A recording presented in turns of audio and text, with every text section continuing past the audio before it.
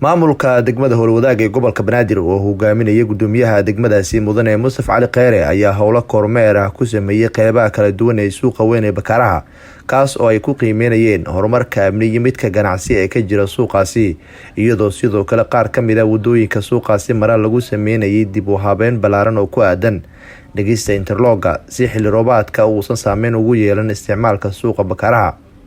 gudoomiyaha degmada Howlwadaag Mudane Mustafa Cali Kheyre ayaa intuu kormeerka qiimeynta ku jiray waxa uu kula dardaarmayay ganacsatada iyo bulshada degan suuqa inay ka qayb qaataan nadaafadda iyo xasilloonida suuqa iyo sidoo kale furista wadooyinka dhexmara suuqa Bakaaraha si xilliyada musiibooyinka dhacaan ay gaadiidka gurmudka degdega u helaan goobo ay maraan oo ku filan.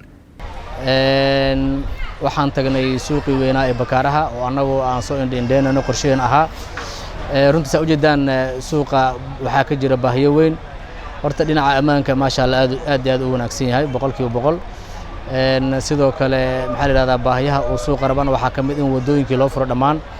horena gudoomiyaha gobolka Banaadir ahna duqa magaalada Muqdisho oo ugu dhawaaqay inay muhiim tahay in la furo anagoo taa ka duuleyno ayaan maanta waxaan bilownay ama dhagax dhignay baahi ka timid shacabka taasoo ah in loo furo wadada interlogan loo dhigo marka maanta waxaan ku guuleysan inaan dhigno wadadii weyneed ee loo yaqaano wadada Abshir Bacadle ama gashay masaajidka Abshir Bacadle ayaa waxaan dhignay interlog iyo wada kale oo aydan dhabarkeeda ah sidoo kalena waxaan soo marnay oo lug ku soo marnay qaybo badan oo suuqa runtii waxaad dareemaysaa in uu ka jiro horumar ballaaran iyo nabadgelyo shacabkuna runtii iyo ganacsatada intaba ay la shaqeeyaan maamulka degmada Howlwadaag runtii aad aan idinkaga mahad celinayna daatiin maamulka degmada daatiin aad baan idinkaga mahad celinayna sida wacan maxaa la yiraahdaa aan oo la shaqeeysan hadii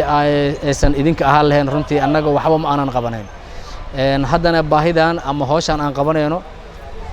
runtii ayaga ka timid baahidaani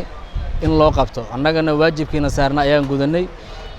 iyo amarkii maxaa la yiraahdaa gudoomiyaha gobolka Banaadir ahna duqa maxaa magaalada Muqdisho uu nagu amray awaamirtii uu soo fuliyay isxilqaan dalka ku dhisay ahaa madaxweynaha jamhuuriyadda federaalka Soomaaliya Mudane Maxamed Cabdullaahi Maxamed Farmaajo. Nuur Saciid Taaliil warbaahinta qaranka Soomaaliyeed magaalada Muqdisho.